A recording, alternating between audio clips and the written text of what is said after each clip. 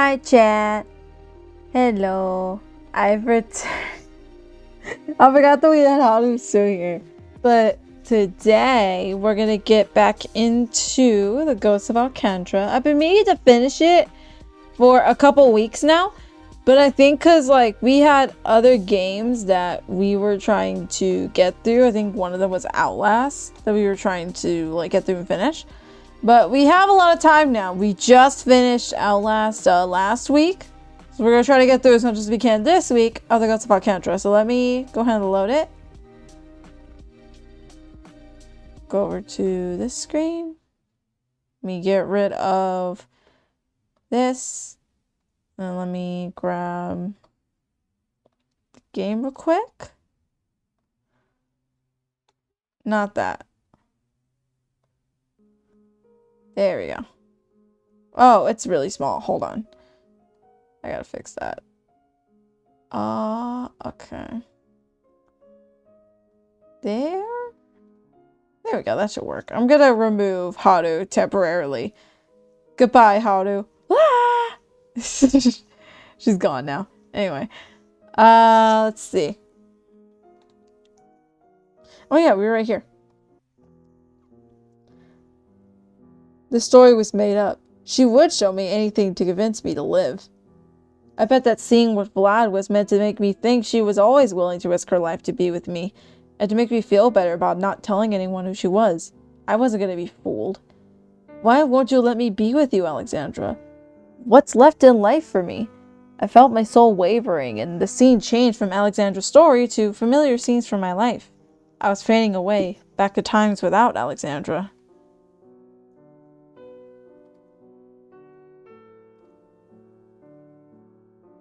Bodies moving. Lots of them. Loud music. Annoyingly loud. Some pop song. Catchy, but not particularly memorable. People singing out of tune. Probably drunk, though I'm not sure what that would help them sing in tune. Guys act stupid to try and get attention. Girls pretend they're interested. People are absolutely wasted. Alcohol. Red Solo cups. Red Solo cups everywhere. Some people will hook up. They'll probably regret it. If they remember. And me? I don't belong here. I don't belong anywhere. I tuck myself in a corner while the party rages on, doing my best to hide. I've got a cup of some cheap beer, which is only useful for pretending to drink in case someone tries to talk to me. While scanning the room out of boredom, I accidentally make eye contact with the guy who invited me. A nice guy in my differential equations class, with buffness to match the brain responsible for his good test scores. I only accepted the invitation to be here because he helped me study, and I feel bad turning him down. Hi, Erica. Hello. Hi. Yippee. Goats here. I knew I wouldn't have a good time, but unfortunately, this guy who I don't even remember the name of is too nice. Wow. Thank you, Jorian. Hi. Welcome. Welcome to stream. He's giving me a concerned look, realizing I'm bored and likely feeling personally responsible. I sigh to myself. He'll come over and ask how I'm doing, then I'll have to make up some excuse, then I'd have to interact with these drunk idiots, and then I'd hate myself more than I already do. Why am I even here? Because that guy is too nice and I'm too nice, but not nice enough to do more than just show up. I down the rest of my bland beer and swiftly head out of the room to pretend to get a refill. I'll wait till a nice guy gets drunk and then I'll leave. By the way, now that you're in part 3, I unlocked a couple of the bonus scenes. Oh, shit! Okay, sweet. Hell yeah. If I'm gonna waste time, I can at least do it somewhere quieter. While stealthily navigating around the groups of people obnoxiously flirting with each other, I hear a voice as I'm about to enter the kitchen. Why are you even here then? I turn around. It's Warburton, wearing some cheap beer goggles and holding a red Solo cup full of some mysterious green liquid. I can't see his expression, but I can sense his displeasure by the sober frown on his face. I don't think you were invited to this party. I wasn't, but I came to tell you that you're being an asshole. Seems like a waste of time. I already know I'm an asshole. No, you're a depressed sack of shit.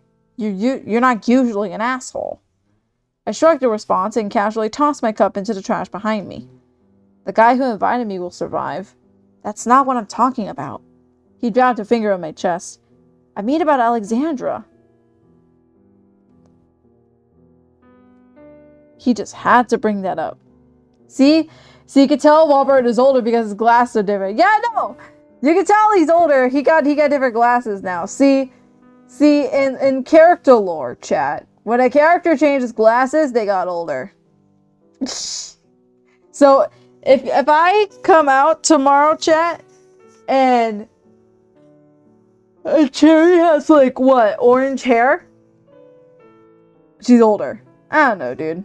Maybe that'll be part of her lore, right? Like as she gets older, she gets like darker and darker hair or something. I don't know. I haven't worked that part out yet. And in what way am I being an asshole to Alexandra?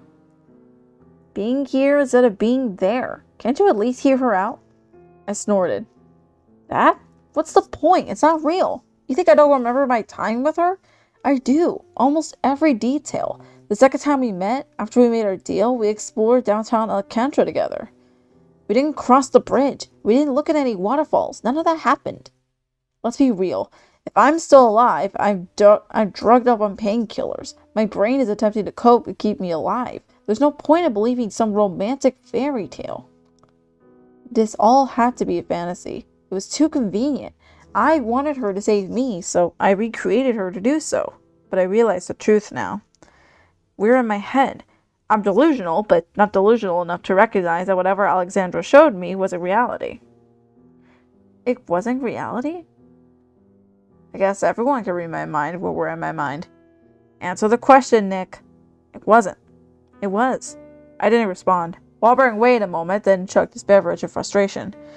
It wasn't exactly the same, but how is it not based on reality? Okay, it's based on reality, but it has to be. It's from my head. That doesn't mean anything. Walburn shook his head vehemently. It's always about you, isn't it? If it was all you, then explain how you would know that what happened in that conversation between Alexandra and Vlad. I made it up. Why would you make that up?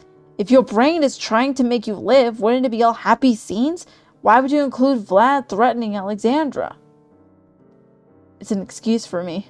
I've always regretted not telling anyone who Alexandra really was. This is just a convenient scenario where my not telling anyone about her makes me look good. I nodded several times to try and reassure myself. See? All delusions. Scenarios that didn't happen. Scenarios that justify my actions retroactively. I'm not an idiot. I know Alexandra's dead. I can't run away from that. But you are running away from that. How am I running away? I was running away earlier, but I'm not now. Alexandra is dead. I have to come to terms with that. You have to come to terms with that. This wasn't making sense. Then why am I here? Walburn smirked, and between that and his goggles, I wanted to punch him in the face. That's what I asked you. Why are you here? He gestured at the party going on around us. You said you didn't belong here, and you're right about that. You're running away from where you belong right now. I don't belong anywhere right now. If you keep thinking that, then you really won't belong anywhere. What should I think then? That those convenient fantasies are true? I should keep on living because of a delusion? Walburn nodded. Now we're getting somewhere. Are we? We are. So I'm supposed to believe these delusions. I told you it's not all about you. They're only delusions if they're coming from you.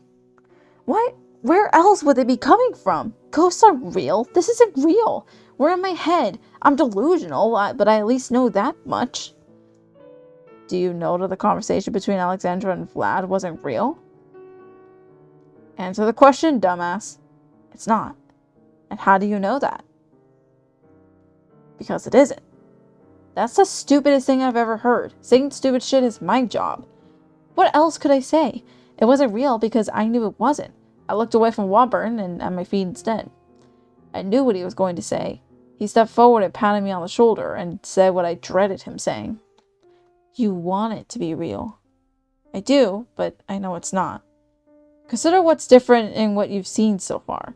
Now consider why it's different. Alexandra told you she was telling a story, right? Just because it's a story doesn't mean that it isn't real. It doesn't mean it isn't real. And no, it doesn't. And stop looking at your fucking feet and talk to me. And look at me, shit. I lifted my head reluctantly. I couldn't help but smile a little. The goggles are so dumb, man. You're an asshole. You already said that. Right, but you weren't getting the message. What do assholes do? A lot of stuff. Stop playing dumb. An asshole only thinks about themselves. Okay, so I'll stop thinking about myself. What's next? Jesus, you're a pain. You know what's next. There's no point in going back. Yes, there is. And you know why? I humored Warburton. Why? Think for yourself, dude. Okay, I stopped thinking that whatever is being shown to me is from myself. It's not all about me. I feel like you're just humoring me. I am. Warburton sighed. Well, at least try to think of the value of what's being shown to you. If it wasn't from you that the story you're witnessing is coming from, and it was from Alexandra, what would that mean? Think about that. At the very least, it's better than wallowing at a pitiful party like this. That was true, at least. I didn't know where I belonged, but I definitely didn't belong here. Because you're at a pitiful party, throwing a pity party. I'll give you a hint. Times are dire when you give me hints. I'm wise about these sorts of things, and you know it. Warburton smiled at me. Here's your hint. What are you running away from? From Alexandra. Close, but not quite right. Then what was this lecture about? I'm thinking big picture, dude. You're running away from Alexandra now, but what are you really running away from? From myself. From living life. I looked around at the party. This is junior year in college. Just one scene and 1 year among many scenes and many years where I wasn't happy because I couldn't figure out how to live after Alexandra's death. But it had been 10 years. Was I really going to figure it out now? You have to at least try. Warburton smiled kindly. Consider what you're going to see, and even if it's not real, imagine what it means. After all, she only knew you for 2 months, but Alexandra knew you well. I hate to do this as your best friend, but I leave you in her capable hands. She knows you're running away from life. Think about what comes next in light of that. He stuck his hand out. I gave a wary smile and shook it. Okay, I'll do that. Promise? Promise. He nodded and let me go. Good. Let's get the fuck out of here. Ah, shit. Hold on. This party blows. Couldn't have said it better myself.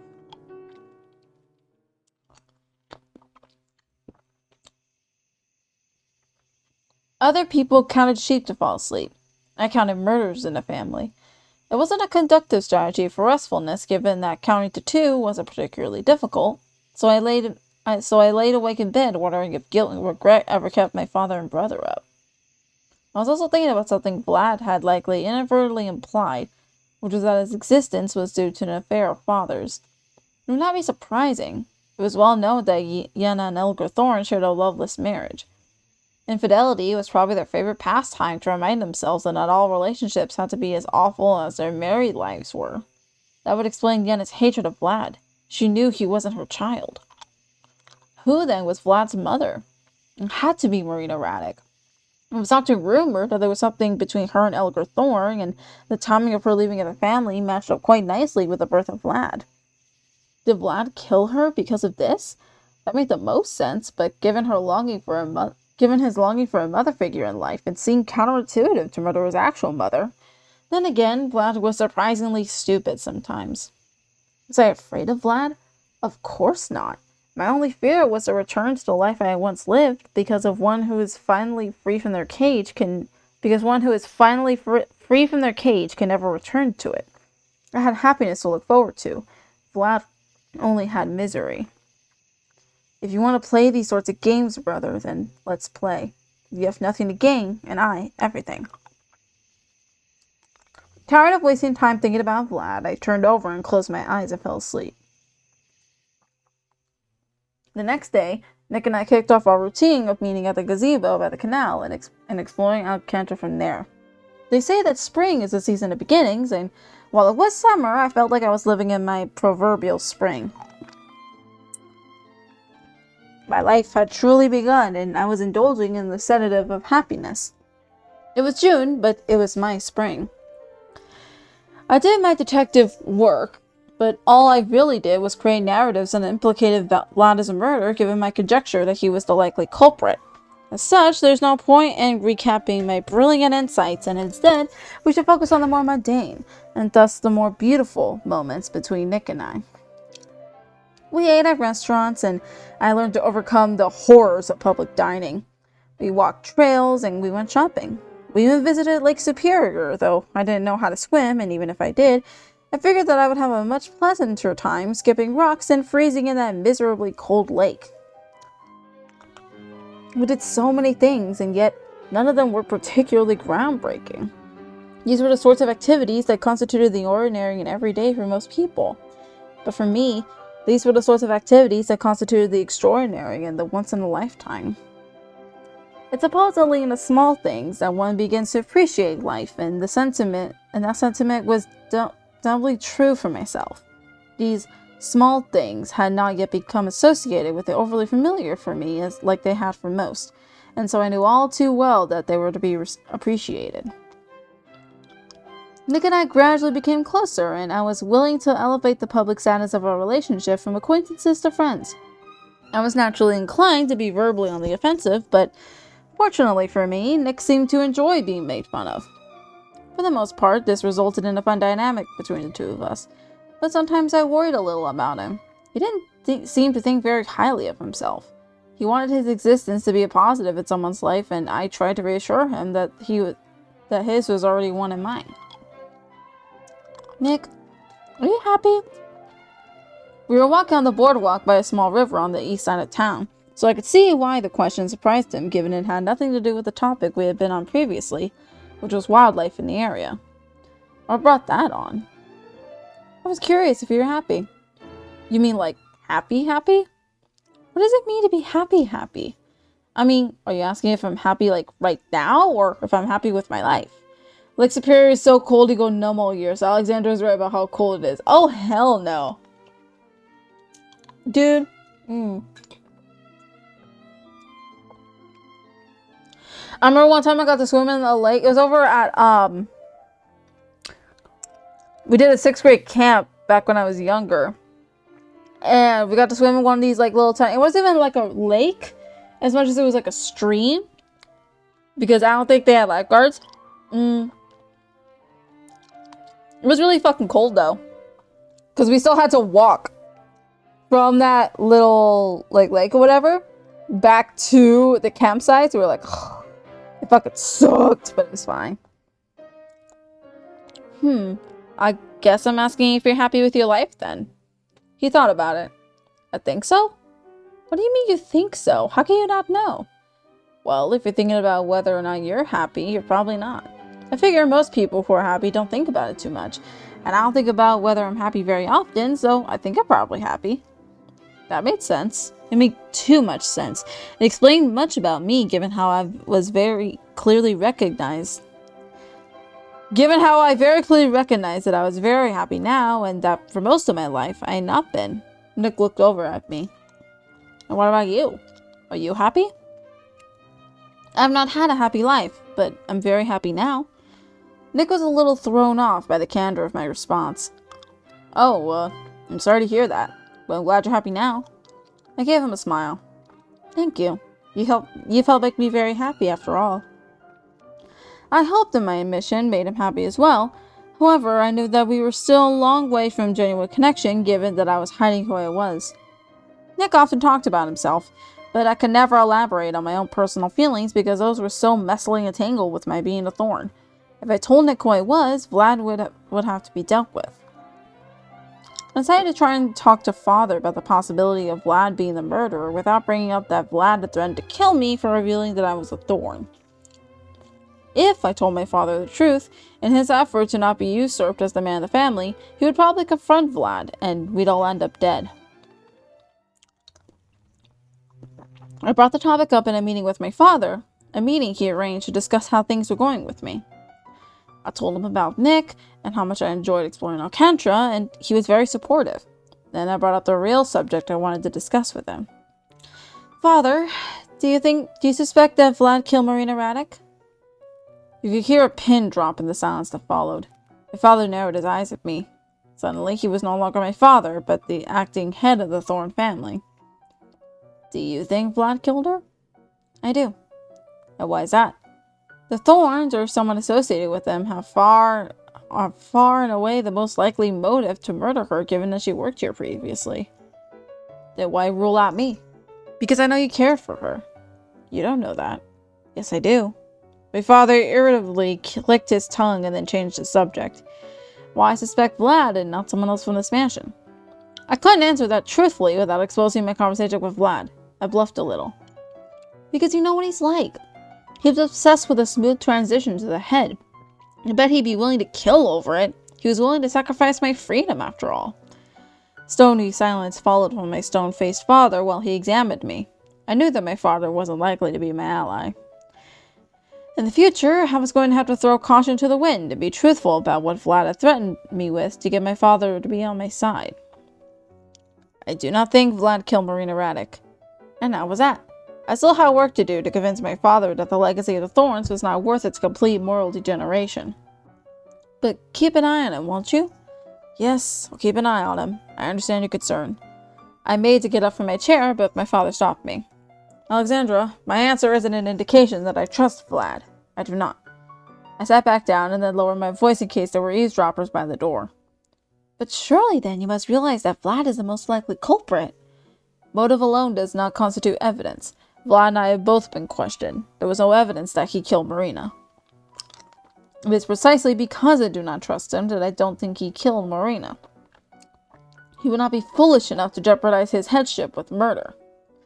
And you weren't foolish enough to jeopardize your headship when you killed Yenna? I nearly spat that out at him. He was in denial. My father always believed what was most convenient for him. He only believed that Vlad wasn't the murderer because irreparable damage could be done to the Thorn name if it was true. If you say so, father. I got up and started to leave. And Alexandra, I turned around. I want you to know that I do trust you. I'll think about what you've said. Thank you, father. And don't tell Vlad what we talked about. Don't worry, I won't. My father said he trusted me. Trust was important. My father's response gave me a glimmer of hope. With that glimmer of hope came a revitalized belief that I must tell Nick who I was, threat from Vlad or not. I knew that I didn't want our relationship to stagnate because I remained a mystery to him. He'd done so much for me. It was unfair to keep him in the dark. My life wouldn't be at risk if it was in Nick's hands. He would know I'm a Thorn, and he would keep that a secret. I made up my mind, then and there, that I would tell Nick Fox that I was Alexandra Thorn. I decided that the occasion of telling Nick who I was deserved its own dedicated outing, and thus I needed to invite him to that occasion. I found a good opportunity on the evening of the 25th of June. It was later in the evening. The sun was setting, and we were in a canoe on the canal. Okay. Bitch, this shit corny. Come on, man. I wasn't much help at rowing because I found the motion extremely awkward, so we mostly just sort of drifted along the river. I thought about my feelings towards Nick. Did I like him? Of course I did. He was my first real friend. Did I love him? No. 2 weeks is too quick to fall in love with someone. Then what was he to me? I could only find that out after I told him who I was. Do you get frustrated with me, Nick? You ask some strange questions out of the blue, you know. Yes, well, they usually have a purpose. What's the purpose of this one? To invite you to something. An invitation? An invitation. Well, what are you inviting me to? My god, you have no sense of build-up or atmosphere. What are we building up to? What's the atmosphere supposed to be like? I sighed dramatically. Let's try this again. Just answer the questions and you'll see what this is all about. Do you think I could be kind of prickly? Quickly to throw out jabs? He nodded immediately. Oh yeah, absolutely, but I like that about you. You gotta embrace the corny. You do. You gotta embrace the corny. I'm very here for it, though. I hope that he didn't notice me blushing. Thanks. Well, there's a reason for why I'm like that. And do you think I'm a little full of myself? He thought about it. Well, I don't call you a princess for nothing. I smiled. It was funny how he didn't know that nickname was even more fitting than he realized. Well, there's a reason for that as well.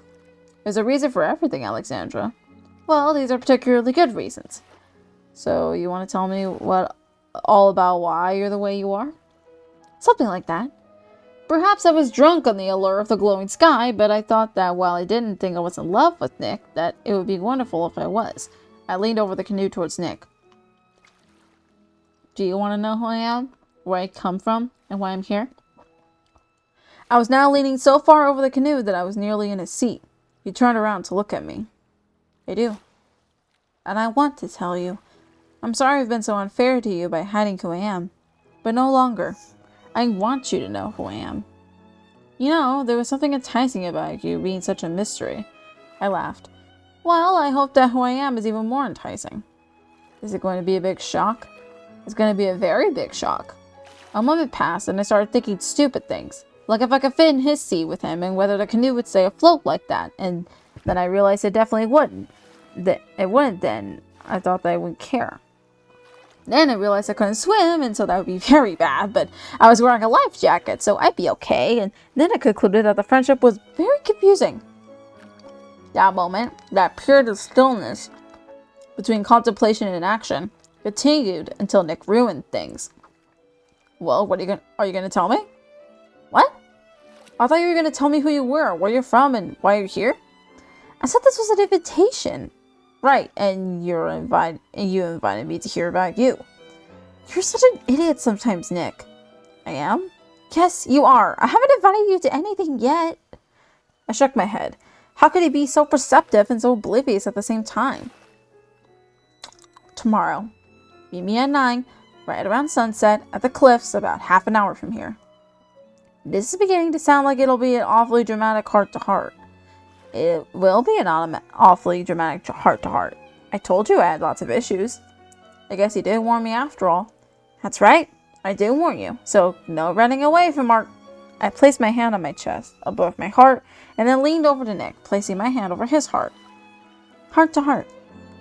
I was feeling awfully proud of my boldness until Nick put his hand over mine, which caused me to recoil out of surprise and happiness and confusion, and with a yelp from me and a loud fuck from Nick, we both tumbled out of the canoe. Nick was very panicked about the whole thing, trying to keep me afloat since he knew I couldn't swim.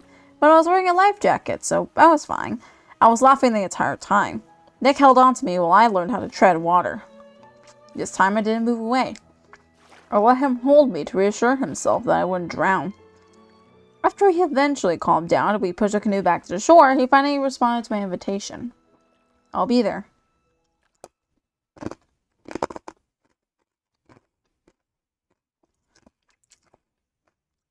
Chewing. The following day, I looked back at my defiant self in the mirror before heading out. I thought back to Vlad's words. Anyway, if I find out you revealed your thorn to someone, I'll kill you. That's what Vlad had told me. My dance with death didn't involve swords or guns, but telling someone who I was. Vlad's threat was real, but so was my resolve. If I had to risk death in order to live, then so be it. I left early given the chance I had to walk. I picked out our meeting location from a map.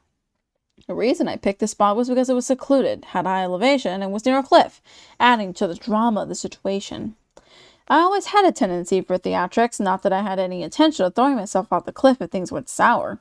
The timing was so that I could leave after I told Nick what I wanted to tell him. I wanted him to have time to think, and I was too afraid of his immediate answer. I arrived at the location an hour early and set myself upon the stage I had prepared. I thought of the things I was going to tell him and waited. He emerged from the clearing a couple of minutes before our scheduled meeting time. I said nothing while he approached me. I waited for him to make the first move. Hey, Alexandra. Sorry to keep you waiting. Thank you for coming. I'm sorry we saw out of the way. No kidding. How do you know this place anyway? I can read maps? Really? I don't think I've ever read a map. I think you barely know how to read, so that's not particularly surprising. Yeah, Nick, you're actually fucking illiterate and dumb, so it's not surprising that you don't know how to read. Oh, my back. Thankfully, all you have to do today is listen. He was here, and I was ready. There was no point delaying things. It was showtime now. Let me see. Does the title say, okay, good, it doesn't clip. Okay, I was like, okay, just making sure. I wheeled around to briefly glance at the sun to grant me courage and then spun back around to face Nick. I gave a polite small curtsy. Hi, honey. There's a lot I want to tell you, but we should start with this. We haven't been properly introduced. I am Alexandra Thorne. I then told him about myself, starting with the background of the Thorns, the ridiculous rules they held themselves to, and the justifications my father had for my imprisonment. I told Nick what my life had been like up until recently, and how it contributed to the way I was. I then told him that I suspected my father had killed Yenna Thorne and that my brother almost certainly murdered Marina Raddick. While I told Nick all of this, I tried not to look at him too much. Unsurprisingly, he first expressed shock at what I told him, but I didn't want to know what he felt like now. I was too afraid of what expression I might see. And this is the most important part. You have to promise not to tell anyone. A lot is at stake. What's at stake? I couldn't tell him that. If he knew that Vlad was threatening me, he might try to do something. I couldn't risk that. My brother was a murderer. Even though Vlad said he wouldn't touch Nick, I couldn't take that risk. My life could be forfeit, but Nick's could not. I love the part 3 music. It's got all the music with the strings. Yeah, no, I hear it. It's very nice. A lot. You can't tell me? I can't. He nodded like that settled the matter. I understand. I promise. I won't tell anyone. What? Is that it? What do you mean? You're not gonna fight about it? Or ask more? I'm not. You asked me to promise to keep quiet, so I will. It's that easy for you? It's that easy for me. I told him who I was. I was supposed to have left already to let him think about things. This was such an easy acceptance and subsequent response. Okay, I know you need time to think this over, so I don't need time to think this over. What? I don't need time to think it over, Alexandra. There's nothing to think about. What you told me is surprising, shocking even. It changes everything I know about you, but it also changes nothing. Nothing will ever change between us, Alexandra. My heart soared. I had hoped to be accepted, but this quickly? So resolutely? I had to protest to make sure I wasn't dreaming. You're sure, Nick? You really must think about it. It's just so... He cut me off. I'm sure, Alexandra. He was an idiot. A foolish, hopeless idiot. Nothing could have made me happier, but I had his happiness to worry about as well. My father's a murderer, and so was my brother. And you could just accept that? I was nearly shouting. The actions of your father and brother have nothing to do with you.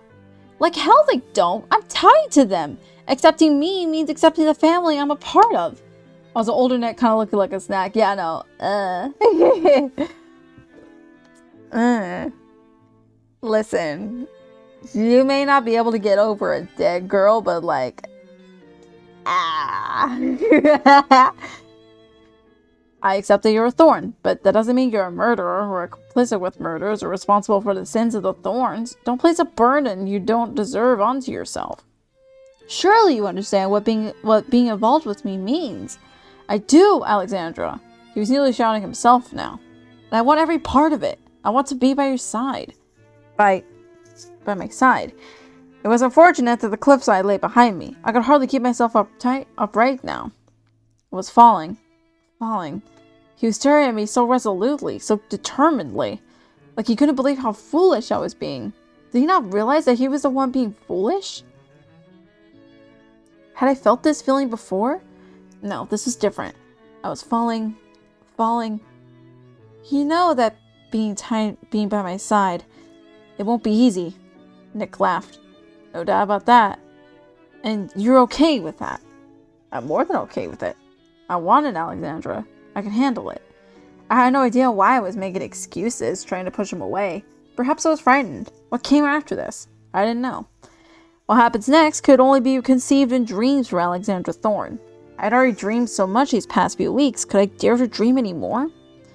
Then I looked at Nick, and I knew that I must. If not for my own happiness, then at the very least I must respect his foolish wishes. Hold on a minute. Adjust this. There we go. His wonderfully foolish desire to stand by a woman who brought so much potential for misery and pain. I mustn't repay his courage with cowardice.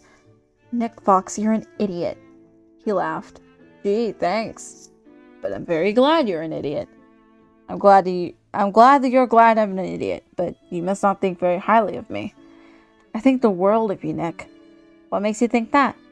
What kind of guy do you think I'd have to be to tell you all that junk about wanting to make a positive impact in someone's life and then run away as soon as things don't get easy? It would be pretty terrible for me to be your introduction to the world and then also be your introduction to how horrible it is. What you told me wasn't junk. I think you're a wonderful person. Wait, I knew you were a wonderful person. I want to go so far as saying wonderful. You undervalue your kindness as only someone who cares for others can. I know I don't have the experience to be saying this, but I doubt most people would have been as understanding as me as you have been. I think your opinion on others is a little low. I smiled. Perhaps so, but alas, it was you I met that fateful night. Pity yourself that of all the new people you could have met during that festival, you met me. He smiled in return. It has its perks too. He stuck out his hand. Deals are kind of my thing, so let's check on it. I promise to keep your secret safe and will continue to be by your side. I looked at his hand, then back at him. This is your last chance, Nick. His hand remained where it was. There was no convincing him. I was glad. I shook his hand. We have a deal then. Looking forward to everything. Those words served as the conclusion to the foolish love poem we had written together. I suppose I shouldn't speak for Nick, but his words had me hoping it like I hadn't dared hope before. As for myself, I knew I'd fallen in love. It was not the teasing, the bantering, the meetings, the explorations of Alcantra that led me to fall in love with Nick, though all of that was uniquely wonderful. The moment he had accepted who I was and all that entailed, that feeling I felt afterwards, I knew immediately that I was in love. It was funny. The only things I knew about love previously were from stories, either from fiction or from the anecdotes of those who lived in the mansion with me. Love to me was only as real as all the other elements that could only be experienced beyond the gates of the Thorns mansion. I knew it existed, but it was mere knowledge, not understanding. Yet, despite that, in an instant, I knew that I was in love, as certain as I knew anything in the world. It was late when I returned home. I returned to my bedroom to grapple with these new and overwhelming feelings. Should I be ashamed? I had barely known Nick for 2 weeks. That was far too quick to fall in love with someone. Was I really so starved for love that I fell for the first man I met? If it was not Nick, would I have fallen head over heels all the same? Just a biological and sociological inevitability given my unique upbringing? No. Who cared? I dreamed for so long. Let me dream a bit longer. Why try to rationalize these feelings? The reasons why one falls in love are irrelevant. I was in love. It was wonderful. I was happy. Then why should I question the foundation of that love, that wonderfulness, and that happiness? If I was determined to ruin all of this, there were more effective methods than determining the genesis of my falling in love with Nick. I basked in the remnants of a dream that had finally become reality for me. I had never been so happy, but at the same time, I had never been so overwhelmed. How do people deal with these overpowering feelings? Was the rest of my life going to evolve these valid emotions? The answer was obviously yes. Everyone had these emotions. A pang of sadness hit me. My feelings. They were my own, but my sentiments were not unique. Falling in love was a commonplace, everyday sort of thing. Almost everyone fell in love at some point. Love was just a feature of the universe. I thought of Nick. He wasn't like me. He was popular with others. He even had 2 girlfriends in the past. If by some wonderful chance he felt the same way about me as I do him, it was not the first time he felt like that. He had fallen in love before. He had held the hands of other girls. He had kissed other girls. He had declared his love to other girls. This was nothing new to him. I knew that most relationships were temporary and not eternal. It was likely that he would feel all this again later, with someone else. I was just one girl in his life. These were girls before me, and there were likely to be girls after me. That realization, it hurt me. It wounded me deeply. I also knew that it could be the same for me, that there would be boys after Nick. Colin cooked with the writing part 3. No, he cooked, dude. This shit's disgusting. Disgusting in a good way. This shit cooks.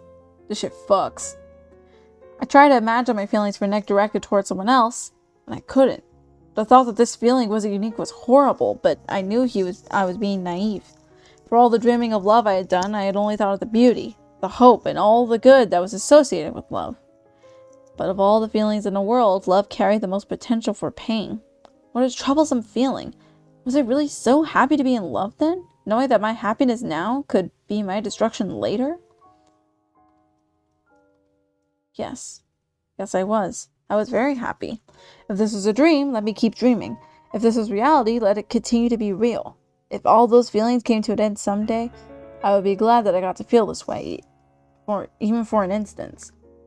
Perhaps all this importance I felt would eventually amount to nothing. Perhaps I would just be one girl in Nick's life, and Nick one boy in mine. Even so, I was glad that I was in love with him now, and I hoped he was in love with me. But I was no shame in being one among many to be a star in the sky. At long last, I could shine in the sky along with everyone else. Overjoyed and overwhelmed, I grabbed my pillow and held it to my chest. I imagined the pillow as my feelings, these powerful and violent emotions, and held them close to my heart and hoped they would remain there forever. The night passed, and I slowly drifted off towards dreams as I held on to my dream of love. Alright, I'm gonna take a quick ad break. I'm gonna pee and grab some water. I will be right back. We go to ads.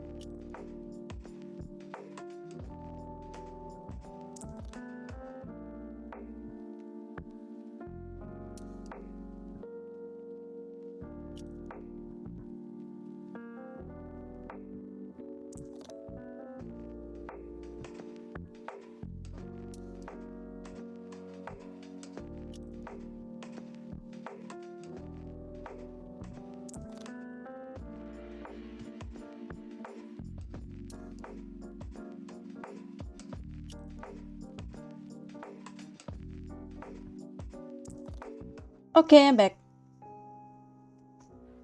I descended from the wonderful world of dreams to the waking realm as I hopped from my bed to the floor. Moments later, the harshness of reality was thrown into my face when Clarence told me the news that Beryl Johnson had been killed. I could scarcely hear him as he worriedly told me the details. I was too furious. Clarence informed me that my father wanted to see me, presumably to brief me on what was to be done if the mansion was investigated. I told him I'd go in a minute and asked for a moment to myself.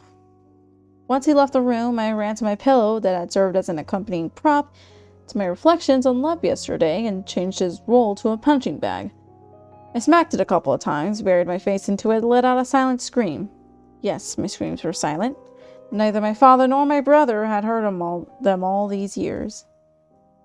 How could Vlad kill another person? And my father, how could he let him? I was furious at the moral degradation of this family and of my family, and at the potential risk of their actions, and inaction at the case of my father, had for the people around me. Even as someone as kind-hearted as Nick must have considered the possibility that I was using him to benefit my family. Even if he hadn't considered the possibility, he had to consider it now. I braced myself to meet with my father. I had to convince him to turn in Vlad.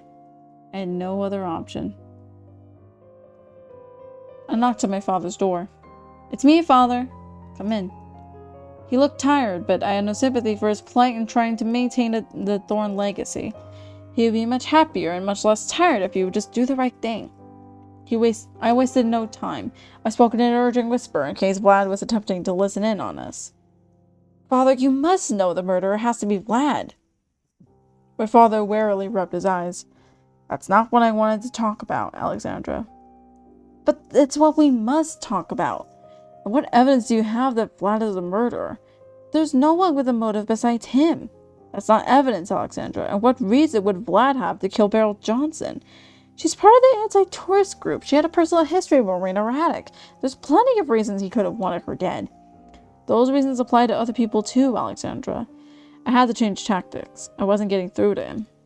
However, I had an ace up my sleeve still. It was a dangerous ace, and I hadn't even thought about using it the last time I talked to Father, but things have changed. The happiness I had found yesterday gave me the courage I needed now.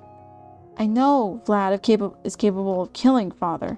He threatened to kill me if he found out if he found out that I told others about who I was. My father's eyes widened. Vlad really said that? He did. My father slowly leaned back into his chair. I had said it. I wanted me to realize that this was incredibly foolish. It was one thing to place my life in the hands of Nick, a good person. It was another to place my life in the hands of my father. There were many words to describe my father, but good was not an applicable one. It's just a scare tactic, Alexandra, albeit a horrible one. He meant it, Father. He's too far gone to be willing to lose it all. Even so, it doesn't mean he actually did kill Marina Radek or Beryl Johnson. Father! How ignorant could he be? He wouldn't see Vlad as a murderer until he could give up on the family name, and he would never give up on the family name. You're a coward, Father. His eyes narrowed dangerously. What did you say? I said, you are a coward. I repeated each word slowly. You're too afraid to admit that you've raised a murderer for a son. You're too afraid to have the family's reputation ruined. You're too afraid to do the right thing. It was time to find out if my father loved his daughter only when she was obedient, or if he loved her for all she was. Silence enveloped us. After several very, very long moments, my father responded to me. You're right that I treated Vlad poorly. I'm to blame in that regard. But you're wrong to insinuate that my fear of the family's reputation is being destroyed because it is a failing of mine. It is your legacy too, Alexandra. You cannot escape being a thorn. Do you want to see this family destroyed? What a stupid question. Did he realize who he was asking? If this family houses a murderer and someone who shelves that murderer willingly, then this family should be destroyed. My father had nothing to say in response to that. I gave him a moment to reflect before continuing. Have you been hindering the investigation, Father? No delay in his response. Yes, I've been trying to slow it down to keep the staff out of it. And have you been hindering the investigation because you're afraid that your son is the culprit? A small delay. Yes. That's all I have to say then, Father. Please don't tell Vlad you know he threatened me. Both of our lives are at stake. I have no doubt he'd kill both of us, and please, think about whether or not it's worth harboring a murderer for the reputation of this family. I made to get up, but my father waved me back down towards my seat. I won't tell Vlad what you told me, but don't go yet. We still have to discuss what I called you here for. I've forgotten all about that. I assume it's about an investigation of the mansion? The faintest hint of a smile appeared on my father's face. You're a sharp one. I ignored the compliment. He gave me instructions on what to do. It was easy enough. My room was to be made out to be a guest room. Sorry, I'm just texting real quick.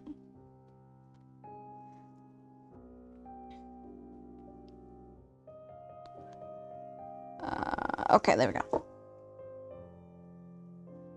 If I was at a mansion when an investigation occurred, I was to hide in one of our many hiding spots. We had plenty on each floor. I just kept nodding through the whole talk. It was a depressing reminder that for all the fire I had come with, my father remained unmoved and was still most preoccupied with the details of keeping the Thorn name untarnished. It was stupid of me to expect goodness from a bad person. After the talk, I glumly started to head out. Alexandra, you said some hurtful things today. I turned around. I meant every word. To my surprise, he gave me a small smile, the sort of smile you give to someone you are proud of. I have many regrets in my life, my treatment of Vlad among them, but my biggest was robbing you of the life you deserved. In another life, you would have made a fine head of the family. Head of the family? Me? I never even considered the idea because it was never treated like a possibility. My father continued while I tried to process what he had just said. I said this last time, but I will think about what you said, Alexandra. I'll make you a compromise. If there is evidence against Vlad, I will do something. I couldn't believe it.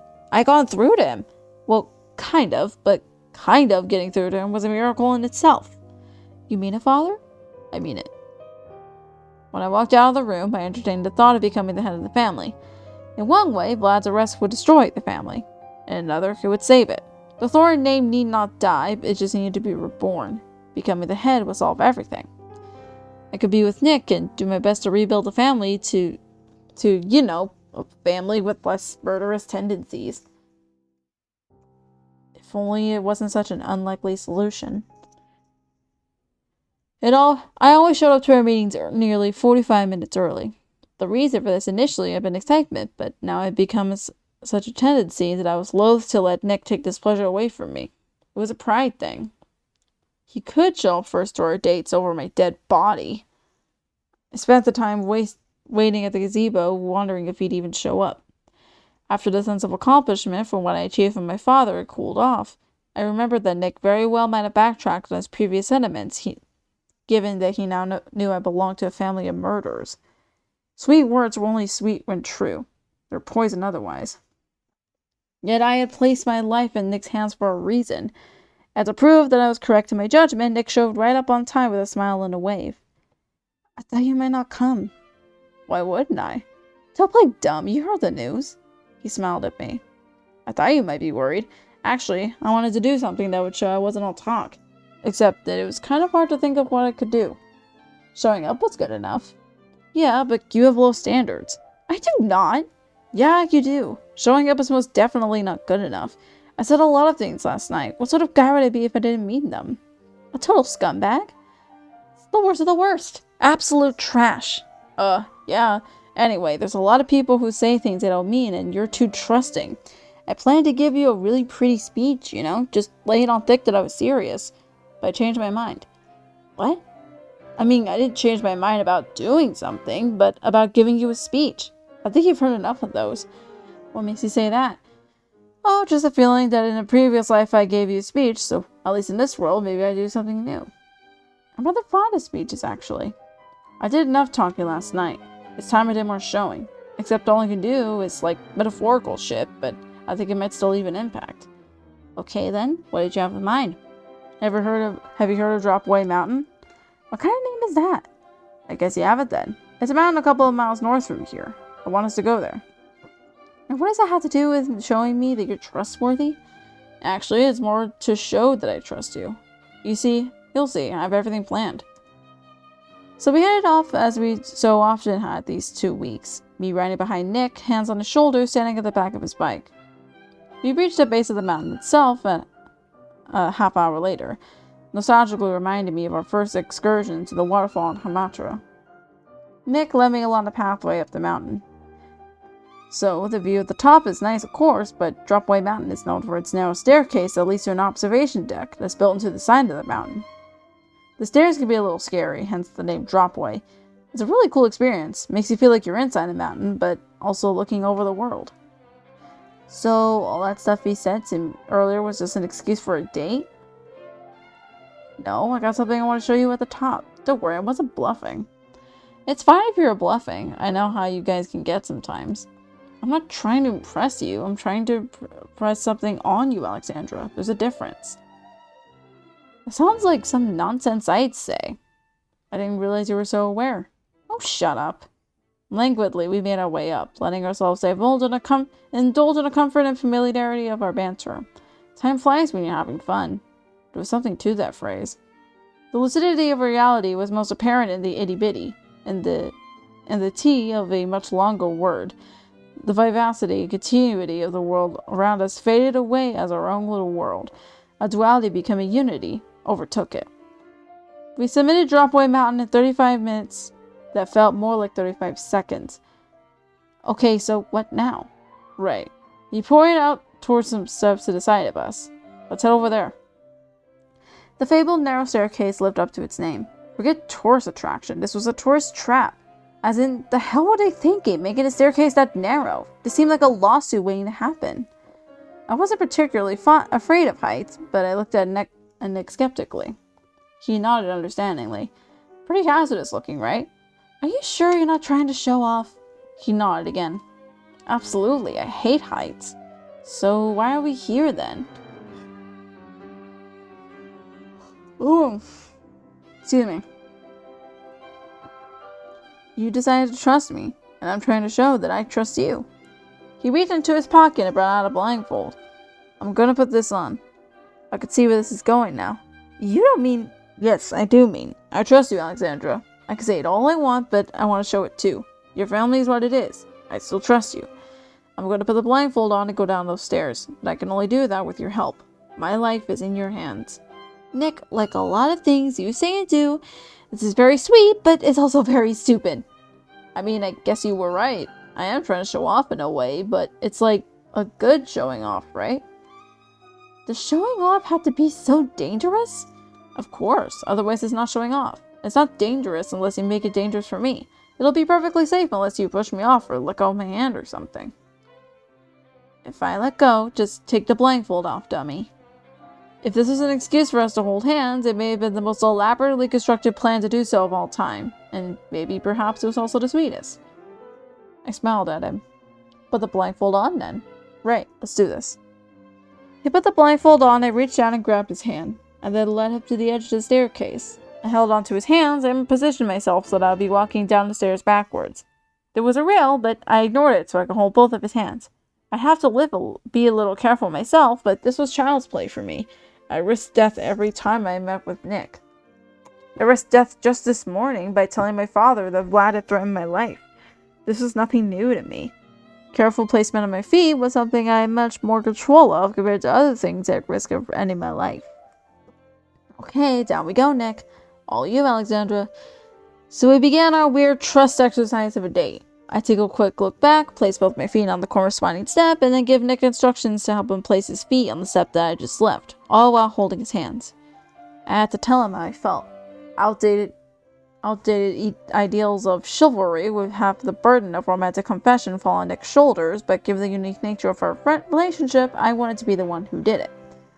Perhaps the only thing that really distinguished humans from other living things was the ardentness with which we loved. I wanted to prove that finally, after all these years, Alexandra Thorne was a human being. But that was for another time. A confession here might send both of us over the railing. As romantic as the idea that others would interpret our deaths as a lover's suicide was, and much more life I wanted to live with Nick. I was a little sad when we reached the observation deck, though my sentiments were understandably not shared with Nick. The moment I told him we reached the landing, he ripped the blindfold off. Fucking finally! I smirked when he wiped sweat off his forehead. What? And I thought you trusted me. I did. And I do, but damn, 18 stairs is a lot. I can't believe you counted. Heights suck. He gave me a little glance. And, well, heights aside, I hope you know we could trust you.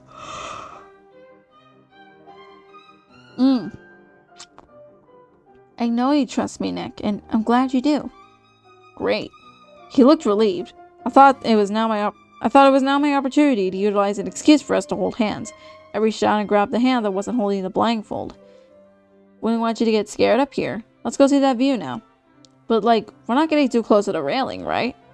What, you don't trust me? Hand in hand, both of us having likely admitted our feelings in our hearts but not aloud, we resumed our date. From the observation deck, you could see Alexandra, Hamatra, the bridge, and the canal. Down below was an audience of trees applauding for Nick and I. It didn't take the view for me to realize how far we had come.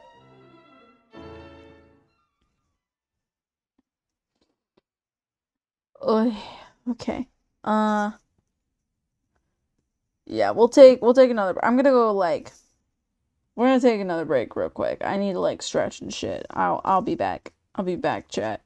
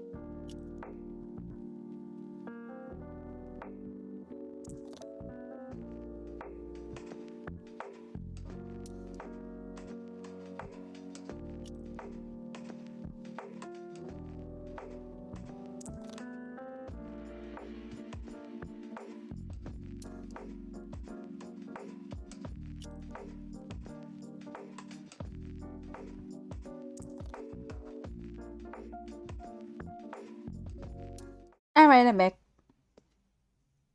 The pendulum of my life had been swinging wildly from one extreme to the other the last couple of weeks, a far cry from the unmovingness that captured most of my life. Given the happiness I felt now, symmetry dictated that there must be something to balance that out. Right on cue, I found Vlad waiting for me at the end of the secret passage. Sometimes the light at the end of the tunnel is the train barreling towards you. Did Vlad find out that I told Nick who I was? Did he find out that I told Father that he threatened me and that I suspected him of the murders? If he indeed wanted to kill me, running away would only delay the inevitable. If I was to die, I'd rather march forward to death than have it capture me. I spoke with my most irritated voice. What do you want? He raised an eyebrow. You've been awfully cold to me recently. Well, you threatened to kill me last time, so you'll forgive me if I'm not particularly excited to see you here again. That's a fair point. The good news is that I don't have any threats to levy out today. I just wanted to check in and see how you were doing. I find that hard to believe. I probably deserve the skepticism, but it's the truth. I just wanted to chat. Here? In a tunnel? Nothing wrong with a little privacy. It didn't seem like my life was in immediate danger, though I didn't know what Vlad could want then. Well, then get on with it. What do you want to talk about? Damn, straight to business. He got off the wall he was leaning against and turned to face me. Do you think I'm responsible for the murders? I didn't even hesitate. Yes. Vlad didn't get mad. In fact, he gave me a smile. That's understandable. After all, I did threaten to kill you. Well, what I wanted to do was give a little evidence that I wasn't just saying things to scare you 2 weeks ago. Evidence? You're going to give me evidence of your murders? Even you wouldn't be that stupid. He laughed. No, I'm not admitting to the murders, but I will give you evidence that I am able to kill. And that if I did kill someone, there's nothing that could be done to stop me. That's as good as a confession. No, it isn't. I'm just trying to show you that between me and your father, you should be more afraid of me. So you're threatening me again? No, this week I just want to talk. Consider it a little lecture on my hubris. I've accomplished an awful lot in the past couple of years. He brushed his hands, though they didn't look dirty at all. Alexandra, I know you think I'm a murderer, and I am, but for a totally different reason than you think. I've been destroying lives for quite some time now. What do you mean? Take Gerald Carr. You wouldn't know him. He used to own a cement company here in Alcantra. I killed him. What? Oh no, not that kind of killing. No, this isn't the sort of killing that shows up on the news, but it's the sort of killing that's very, very common. It's what our family specializes in. Vlad gave me a sick sort of smile like he was gloating. A couple years ago, I bought out Gerald Carr's company, but that was after the company was already dead. You see, I didn't want the cement company. I wanted the area it was located in. It's a good location right on the southeast docks of the canal. Unfortunately, he wasn't willing to sell, but I get what I want. I slowly took down his business by backing his competitors and buying out his employees. So you were a scummy businessman. I don't see what that has to do with killing him. Oh, but I did kill him. I just did it slowly. I looked into Gerald Carr. He had other issues, gambling debts among them. He also had a wife and a kid he needed to support. I knew I could take advantage of that. I could have just increased the offer to convince him to sell, but I knew what sort of man I was dealing with. I slowly bled him dry. I encouraged debt collectors to get nasty. I even sent a couple of bribes.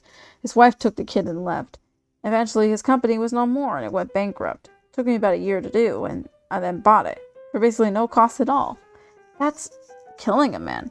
Gerald Carr committed suicide a year after I bought his company.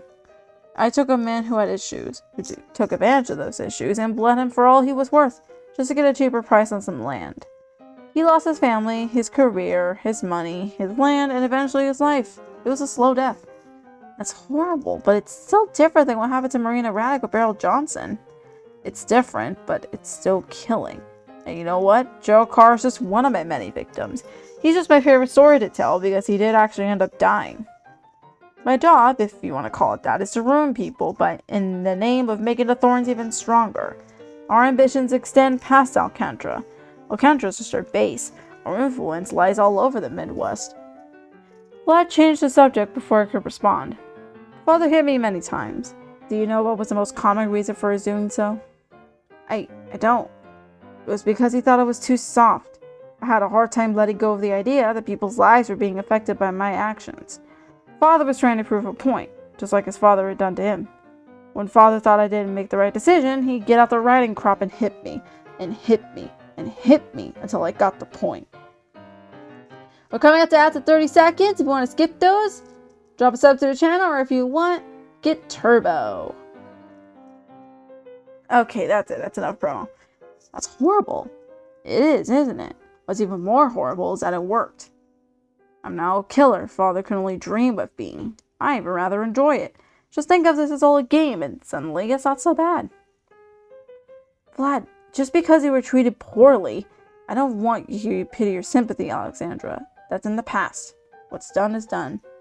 I just wanted to tell you that, yes, I am a capable killer, and I have been trained to be one. Every Thorn who takes over the headship is. Father, even if he was subjected to this treatment as well, it wasn't right how he treated Vlad or myself. He wasn't to be forgiven, even if he was beginning to potentially realize his mistakes now. Yet, having said that, Vlad wasn't to be forgiven either. Badness for a reason doesn't excuse that badness. Vlad, if you didn't kill Marina or Beryl, please don't start killing. If you did, please stop. Vlad looked at me contemplating whether I had said something sensible or outrageous.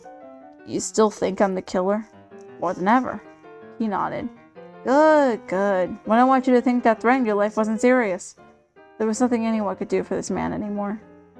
Even if I was a killer, there's nothing anyone could do about it. He spread his arms wide. Look at me, Alexandra. I traded my soul for the soul of this town. I am Alcantra. Jerry in the police force. He's accounted for already. I promised him any woman he wants, any job he wants, any amount of money. I have connections to the police force, the hospital, and the fire department. Look in every nook and cranny in Alcantra and you'll find me. If I was to decide to kill someone in Alcantra, I'd choose anyone in this town to be my accomplice. This was a challenge, and it was a challenge you couldn't lose. They only sent one detective. One! Can you believe it? If I did do it, there's nothing one detective could do. Whatever I want, whatever story I decide to tell, that's what will happen. You think justice could trump power? Well, it can't. So you have better things to do than suspect me, Alexandra. I cannot be taught simply because I'm not allowed to be caught. Nah. Oh my god. He was goading me. I'm a murderer and there's nothing you can do about it. He was right.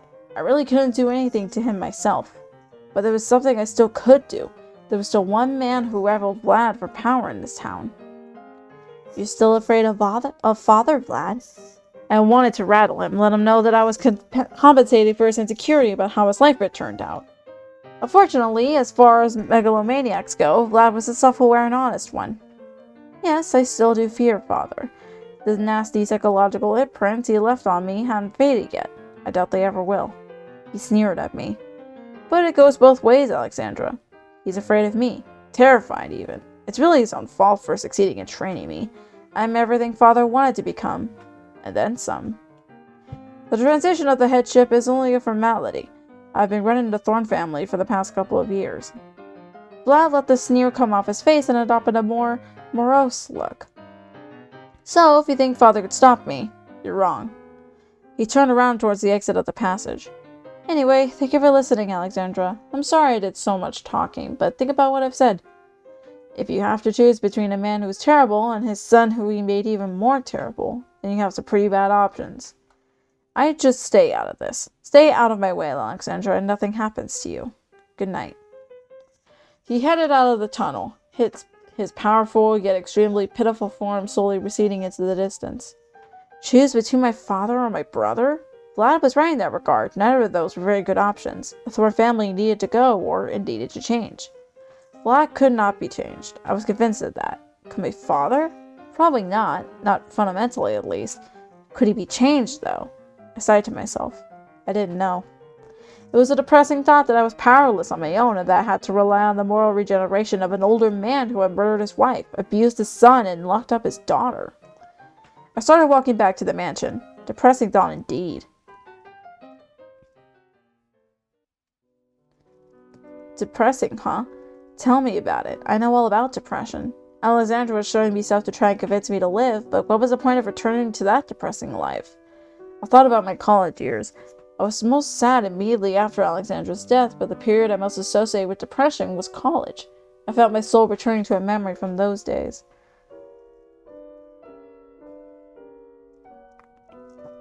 People often think of depression as laying in bed all day crying. That's not what it was like for me. I cried after Alexandra's funeral, but I stopped crying after that. I just stopped caring about everything, really.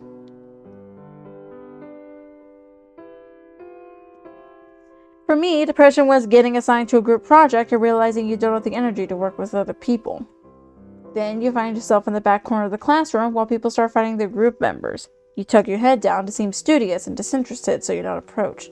You do the assignment and worry about the logistics of it being a group assignment later. Why did I become like this? It's hard to pin down any specific moment. As far as I could tell, my basic personality hadn't changed, so what changed? I guess it was mostly that I didn't want to interact with other people. I just became too used to this sort of emptiness. I was like this because doing anything else was too much effort. I eyed the classroom warily. It looked like the groups had assembled themselves and I was in the clear. I started on the tedious assignment. I wasn't particularly enthusiastic about engineering, but this university was known for it, and even depressed people need jobs. So here I was in year 3 of my program, 1 year away from graduating so that I could get the qualifications necessary for working 10 hours a day for a company I wouldn't like, for the job I wouldn't care about, making money I wouldn't use. I was 2 questions into the assignment, getting as close to enjoying college life as I could, when Scarlet Storm walked over to my table in the back, slammed her books over my assignment worksheet so I couldn't finish it, and took a seat across from me. I can't believe you made me a smoker. First Warburton and now her. I smirked a little. When we broke up in life, she hadn't been her usual self. This is what she was usually like. Confident and a little arrogant. I had to say that I preferred her like this. So it's your turn to talk to me? Unfortunately, and answer the question. You didn't ask me a question. I said I can't believe you made me a smoker. That's not a question. The question is implied. What about me scream smoker? I don't know, I just thought you'd make a good smoker. What's that supposed to mean? I don't know, you look hot with a cigarette in your mouth while you yelled at me? She gave me a look like I was a trespassing rodent and then sighed, presumably contemplating if she would have needed nicotine to put up with me in life. She crossed her legs obnoxiously, kicking my kneecap under the table while doing so. I winced while she made herself comfortable. I probably would have needed harder drugs than nicotine to put up with her. Anyway, that's not what I'm here to talk about. I'm here to continue the conversation you had with Warburton. So you're here to lecture me about how I'm running away from life. No point in lecturing you about something you already know. I'm here to talk about Alexandra. What about her? Warburton told you to consider things from her perspective, right? He did. And I'm here to follow up. I groaned. I'm gonna be lectured about my ex-girlfriend, about my dead girlfriend? Yes, you are. Because as much as you love her, I don't think you think about her in the right way. The right way? Maybe that's the wrong way to put it. You knew her better than anyone, and even still, you don't consider things from her point of view. Isn't that the way I'm learning her side of the story now? I'm not convinced this isn't all in my head, but I'm at least considering the possibility that it isn't. She crossed her legs obnoxiously again, and I moved my legs out of the way this time. Yes, Alexandra wants me to live. What does that have to do with me not thinking about things from her perspective? Because you're missing the obvious. Things are different in her telling, right? They are. Like that drop-away mountain date didn't happen. I also wasn't so resolute about accepting Alexandra as a thorn. That's why I think there's a good chance that this is all in my head. It's just a subconscious effort by my brain to try and keep me alive. Scarlet smiled. That's the right idea. Did the women in my life always have to speak in such confusing riddles? I thought you were going to tell me I was wrong about that. You are, but you have the right reasons. What's Alexandra telling you? I guess I deserve to be treated like a grade schooler, especially after what I put her through earlier in my recreation of the events from the summer of 1987. A story. And events and stories often are not real. And Alexandra wants you to live. Scarlet laughed at my hesitancy, realizing that I was just now getting it. Right. She's telling you a story because she knows you need one to keep living. Believe me, I know better than almost anyone that you're terrible at living. I looked down guiltily at the books covering up my assignment. I am terrible at living. Seeing Alexandra and I together again, it reminded me of that I once knew how to live. Could I figure out how to live again? I want this to be real. Who says it isn't? If I manage to survive and remember all this, everyone is going to say it isn't real. Scarlet just shrugged. Who cares what anyone says? The only thing that matters, for Alexandra at least, is that you go on to live like she showed you was real. So become a nutcase. She shrugged again. Can't be worse than what you're like now. That stung a little. Living isn't all it's cracked up to be. I bet Alexandra would tell you dying isn't all it's cracked up to be. I don't know. Some of the possibilities seem okay. She shrugged for a third time. That's for you to decide. I'm just here to get you to think about what Alexandra is trying to do. Whether you want to live or die after that, that's up to you. Seems like kind of an insensitive thing for an ex-girlfriend to say. She laughed at that. Baby, you want to know why we broke up? Because I suck? Well, yeah. But also because we knew that our relationship wasn't healthy, and that we didn't like each other enough to deal with an unhealthy relationship. Your relationship with Alexandra? Also unhealthy. Huh? Guy who can't live without a girl he knew for 2 months? Girl who doesn't want the guy who loves her to join her in death? Absolutely toxic. Where are you going with this? Sometimes relationships don't adhere to the standard workout because the love involved is strong enough to overcome that. Not that that's always a good thing. Well, Alexandra is dead and I'm depressed, okay? So it'd be pretty impressive if we managed to overcome that. That's where I'm going with this. I can't speak for your bum ass, but Alexandra is going to do her best to overcome that. There's 2 things you're underestimating about Alexandra. One of which you'll like, one of which you might like less. She pointed a finger in the air, making a 1. First, you underestimate how much she loved you. You were so afraid she'd hate you for what happened, but she still loves you. Bet that makes you happy. It does, but I already knew that. That's why I didn't think death would be so bad. She raised another finger, making a 2 with her hand. Second, you underestimate how strong she is. I smiled at that. I don't know why you think I would like that less. I know how strong she is. Do you? She's shown you that she stood up to her brother, who threatened to kill her. She put up with her negligent yet controlling father her whole life. She's dealt with toxic guys before. You don't stand a chance against her. She'll get what she wants. My smile grew a little. There was something to that, like I was going to stop Alexandra Thorne from having her way. Ew, seeing a dude think about his dead girlfriend that way is kind of creepy. Weren't you trying to get me to think this way? You're right, after all, I was underestimating her. Like I said, toxic. I don't see how it's toxic. The healthy thing for you would be to move on from Alexandra, but that's not going to happen. The solution that's healthiest doesn't always work. There's no correct answer on how to live your life. But there's definitely better ways to live than what I've been doing. That's for sure. Alexandra's telling you a mix of things that did happen and some that didn't. You'll have to decide whether believing in something that's not totally real is enough for you to live. It wouldn't be for me, but you and Alexandra love each other enough that maybe you guys can pull it off. Warburton had it right. I leave you in her hands because she's the only one who can handle you. Scarlet got up. She worked damn hard to have a voice, so now that she has one, you better listen. You got that? I got it. Thanks, Scarlet. One last thing. I said this in life, but I'll say it again. Alexandra can't save you. She was right. Alexandra was dead after all. If I was to live, only one person could decide to make that happen. I know. If I decide to live, I'll save myself. She smiled sweetly, a smile I hadn't seen in many years now. Seeing it made me a little sad, knowing what could have been, knowing full well that what could have been never could be. Good to know. Later, lover boy. See you, Scarlet. Thanks for everything. She turned around and put a hand in farewell, and the classroom slowly dematerialized, and I returned to what I should have been doing, listening to her. If I ended up deciding to live, perhaps I'd see if I could find a way to contact Scarlet. Not to get back together, absolutely not.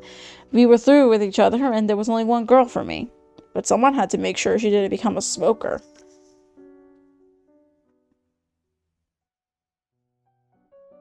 Alright, I'm going to take another break. I'll be right back.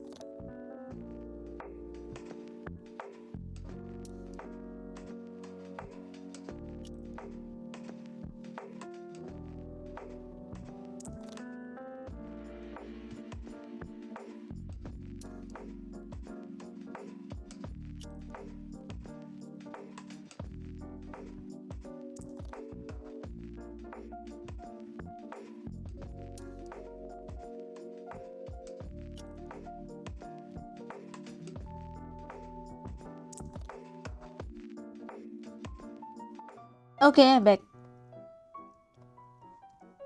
People like Vlad can't stand the idea that there are people they can't control. Sadly for him, I was such a person. I immediately went to tell my father what Vlad had said to me. Hold on, there we go. He says you're afraid of him.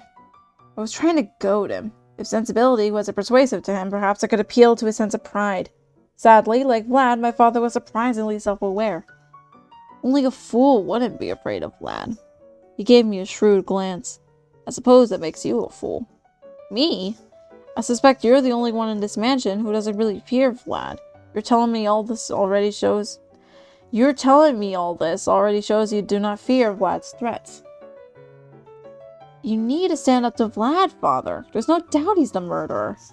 Even if he is the murderer, I can't do anything without evidence. My authority over Vlad is only within these mansion walls. He has more power over people in Alcantra than I do now. I had to push the issue while Father was being somewhat reasonable. I had another card I've been holding on to that could be played now to exert some pressure on Father. Was Marina Radek Vlad's mother? My father raised an eyebrow. Did Vlad tell you that? He implied something of the sort. Father leaned back in his chair. What I tell you doesn't leave this room, Alexandra. Yes, Father. Marina Radek is Vlad's mother. Okay, yeah, we knew that. I nodded. It was the only explanation that made sense. Did you tell Vlad? I never told him, but he always suspected Hannah wasn't his mother. That didn't leave too many options left. You can see where I'm going with this, Father. That's an important piece of information.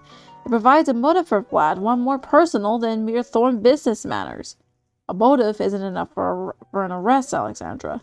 No, but it might be enough for them to focus on Vlad so that the police can find actual evidence. My father thought about it. You ask a lot of me. It's awkward enough to admit my infidelity to my own daughter, let alone announce it to the world. I would rather not have that go public. I couldn't care less about your extramarital relationships, Father. I only asked that you bring this forward for the sake of restraining someone who is extremely dangerous. When my father looked unmoved, I added, the Thorn family would not be destroyed by the knowledge of the affair or by Vlad's arrest. My father wordlessly raised an eyebrow like he was asking, how do you know that? How did I know that? I could know for sure if he made me the heir, Father. I'll rebuild the family name to something better, something that we can look proudly on. But I kept silent. I knew my father wouldn't entertain the idea. I didn't want to risk the progress I made with him already. My father waved me to the door, indicating our meeting was over. I understand your concerns, Alexandra. I'm on your side. If I have to reveal Vlad's mother, I will do so. In the meantime, I will see if Vlad has left any trails of evidence in relation to my own contracts that I can use as evidence. My father gave me a smirk. This will all be very awkward if Vlad does not turn out to be the murderer. I smiled back at him. Best case scenario. And Alexandra? You never let me leave without getting the last word in. You did not ask about your own mother. That surprised me. I feigned ignorance. What about Yenna Thorn? What about Yenna Thorn should I have inquired about? Don't worry. I already know that you know the truth. Would you actually tell me about her? Would you like to know? I thought about it. Did I really care? My real mother was a fancied figure in my life. If she was still alive, her re-entry into my life would simply be awkward. And I'd grown much too old to easily call a stranger mother. If she was already dead, then nothing changed. The mysterious figure in my life simply went from phantom to ghost. If I was to crave a mother in my life, it would only be for closure. For proper acknowledgement of the unique circumstances that have resulted in the misfortune that have been most of my life. I'd like to know, but some other time. Both of us have more important things to worry about than that now. That's certainly true. But I'll tell you sometime soon, Alexandra. That's a promise. Promises from a man with as many moral failures as my father probably didn't amount to much, but for some reason I think he really meant it.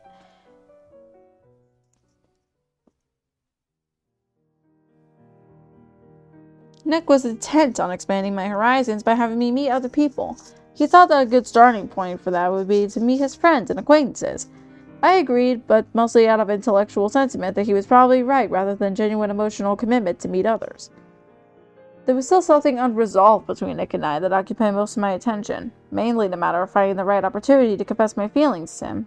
We were one step away from the finish line, or perhaps it was more accurate to say that we were one step away from starting the race, but neither of us took the necessary step. I find myself becoming more and more attached to the comfort of sameness now that I had a life I was enjoying. I was scared of altering Nick and I's relationship. There was always the possibility of rejection, but there was also the possibility of acceptance.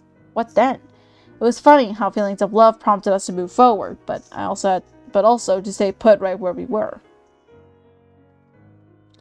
So for the next week, we did our usual. Our usual was great, but it was still the usual. I met his friends Warburton and Terrence. I rather liked Warburton. He was a strange guy, but he was nice and funny. Terrence was fine, but he reminded me too much of a previous me. Warburton treated me like I was the best thing that ever happened to Nick. I liked that very much.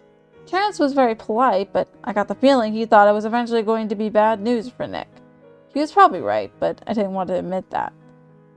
Conveniently, after a 4th of July celebration, an opportunity to confess to Nick presented itself. Nick invited me to a party, a late July 4th celebration. It was a dance party. I was no stranger to all the cliches involving dances and romance. Let it be a cliche then. I needed motivation to get this confession off the runway, and if the banalities of romantic dances would be the wind under my wings, so be it. That brings us to now. I finished the last touches of my appearance. I talked to the Alexandra looking back at me in the mirror. I could hear her say this. Good luck, Alexandra. I'm rooting for you. Knock him dead. Preferably not too dead, but point taken. I took one more glance in the mirror and then headed off. Showtime. I met up with Nick at our usual spot, which is only about a block and a half away from the location the dance would be held. We exchanged some cliché pleasantries about our appearances, and then we were on our way. I was feeling quite bold, but I also wanted to feel out the atmosphere. I tested the waters a bit. So, am I your date tonight? My date? Yes, I hear it's customary that guys ask out girls to these sorts of events. Oh, you mean like a prom? Yes, like a prom. You did ask me to go with you to this, after all. Well, this isn't a prom, but I guess you are my date. Good. I wouldn't want there to be any confusion about that. What, I'm marked territory now? Gonna keep the other girls off me? Oh, I wouldn't worry about that. It sounded a little meaner than I intended, but thankfully Nick laughed. It was really the other way around. I'm guessing you would be a big hit with the guys. Don't say that shit. Naturally. I threw back my hair in an exaggerated motion. You could pretend to be modest. I'm not in the habit of lying. I only acted self-absorbed like this because I knew Nick was into it. I put my arm through his. Just so those poor guys don't get the wrong idea. And what idea is that? That I'll be preoccupied for the evening. Things were proceeding well enough. We were both a little on guard, having to go back and forth. I would have to strike when the moment was right. I'm sure I would know when the moment came. Everyone in the story seems to know when the opportune time is. We walked to the venue where the party was being held. It was mostly as I had expected it to be. The back wall had tables adorned with refreshments.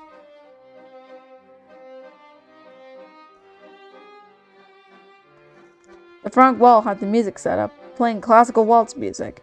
Couples were dancing in the middle of the room, and the people on the sides milled about and talked. I could see Warburton chatting to a group of people. Terrence was sulking by the refreshments. I could even see Jenny, Nick's childhood friend, dancing in the middle of the hall. She was dancing with another girl, so I hope Warburton wasn't too upset. He looked like he was having a good time regardless. Nick, on the other hand, had a look of horror on his face. Something wrong? This isn't what I was expecting. I raised an eyebrow. I'd never been to a dance, and this is exactly what I was expecting. What were you expecting? This is not what dances are like. I was puzzled. This is exactly what dances were like. Are you sure? Yes, I've been to plenty. Usually cheesy pop songs are playing, and everybody's just jumping up and down, offering beverages in hand. No one's actually dancing. You mean ballroom dancing? Yes, that, whatever they're doing out there. It dawned on me. Do you not know how to dance? He turned to me slowly, still with a look of horror on his face. I do not dance, Alexandra. I smiled broadly at that. My, how the tables turned. It was my chance to show Nick something. I did know how to dance. Formal ballroom dancing was something I learned while growing up. Well, thankfully, I do. I extended my hand. But only if you want to. He looked at my hand nervously and then looked hopefully at the people chatting on the sidelines. I don't know, Alexandra. It's not often I get to teach you something. He looked at the dance floor like it was infested with sharks. I wouldn't be good at it. I'd just embarrass you. I won't bite, dummy. If you don't want to dance, just say so. I don't mind talking. He looked at me like I would bite. Is dancing hard? I laughed. The people on the floor weren't doing anything proper or formal. Everyone was doing their own thing, having a good time. We put our arms around each other and spin. It's not hard. He looked back at the shark-infested water. It looks harder than that. Don't worry, I'll teach you. It's a lot of fun. He looked at me timidly. Well, alright. He grabbed my extended hand. What now? I rolled my eyes at him. My back. We go to the dance floor. I led him to the dance floor, though I think he felt like I was leading him to his execution. Whopper and Saucy gave us a wink. I winked back. Nick probably would have responded if he saw him, but I think he may have been starting to hallucinate by the way he was hobbling. I led him to an open spot on the dance floor. I grabbed his left hand with my own right hand, then grabbed his left hand and placed it on my hip.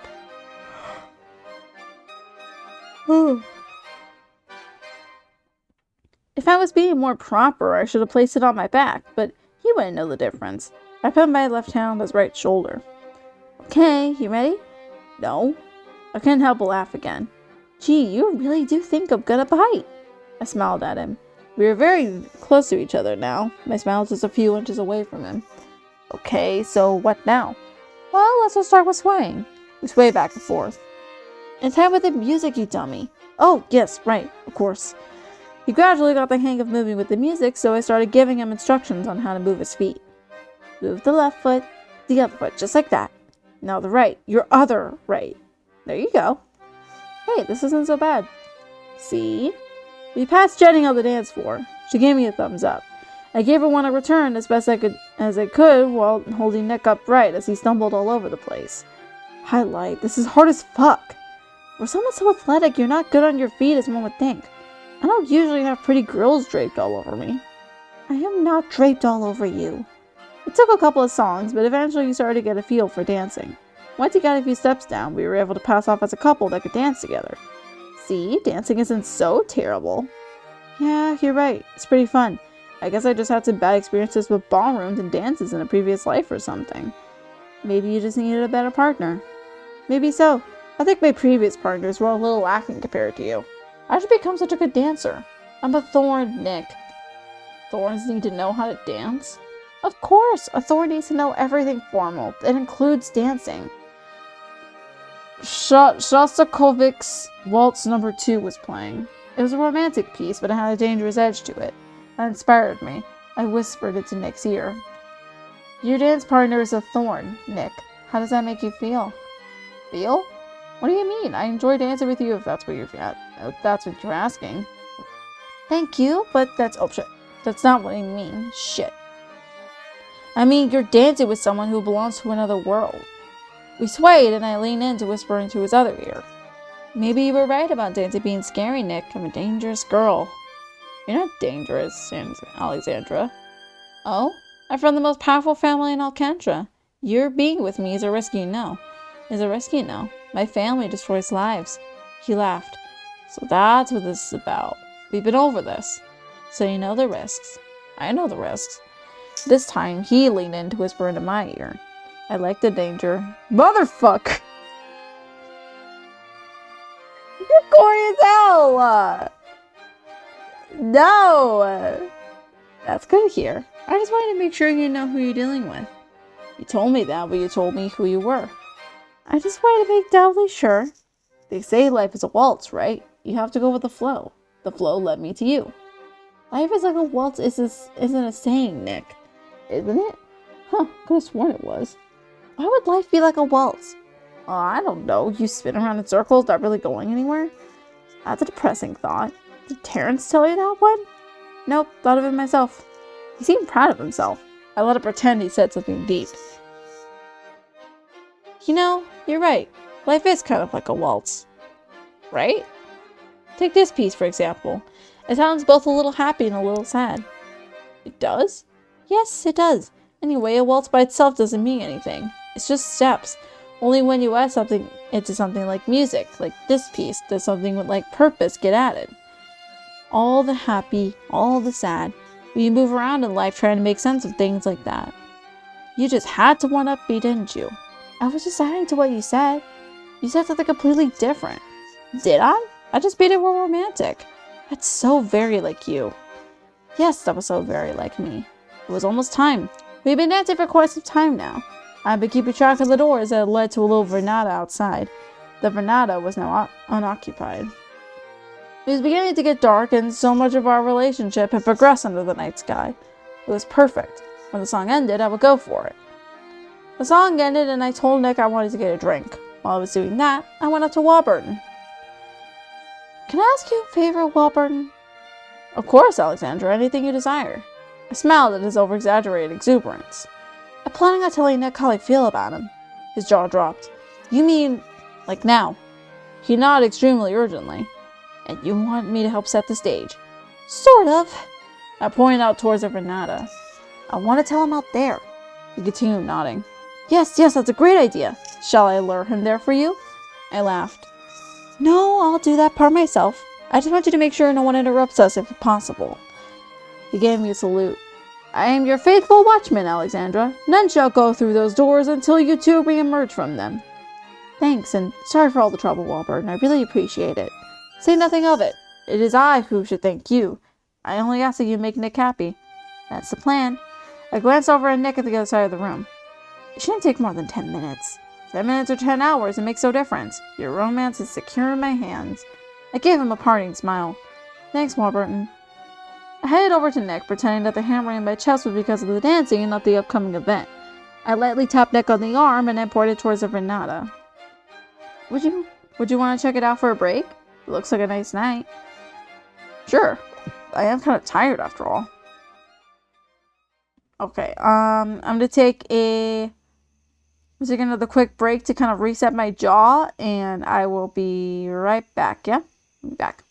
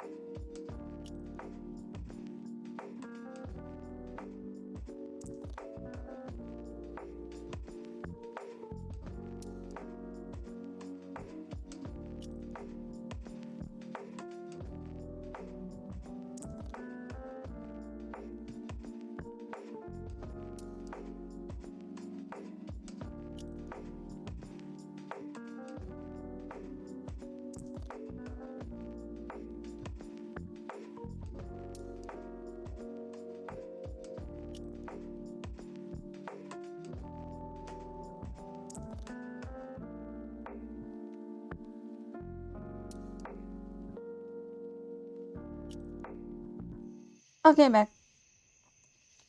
Okay, here we go. I led him towards the veranda.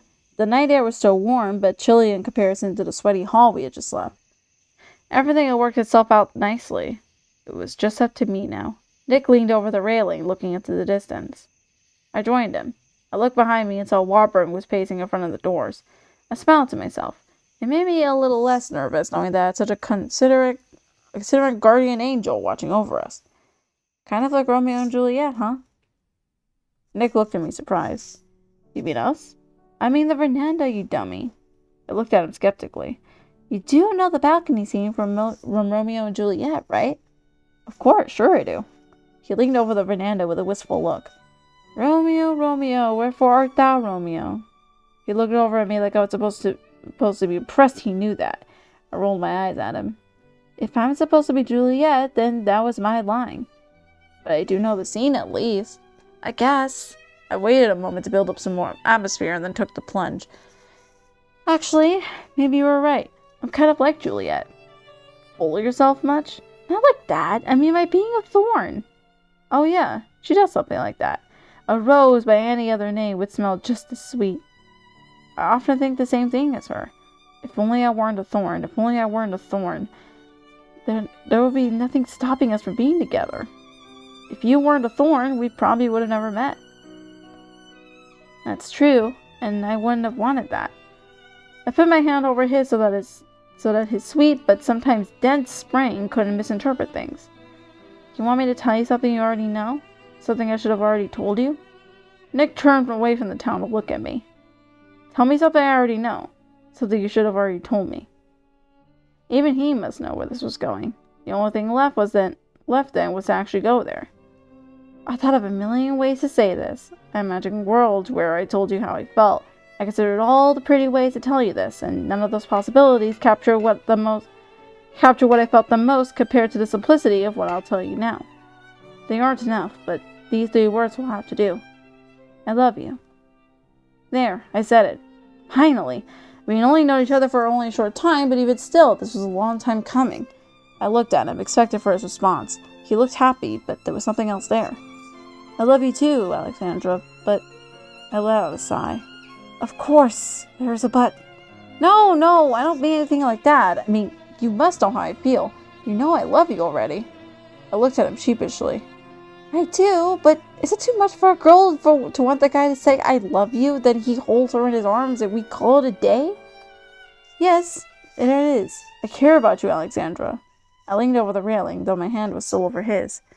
Let's hear this butt of yours. It's just, well, you probably know what I'm going to say.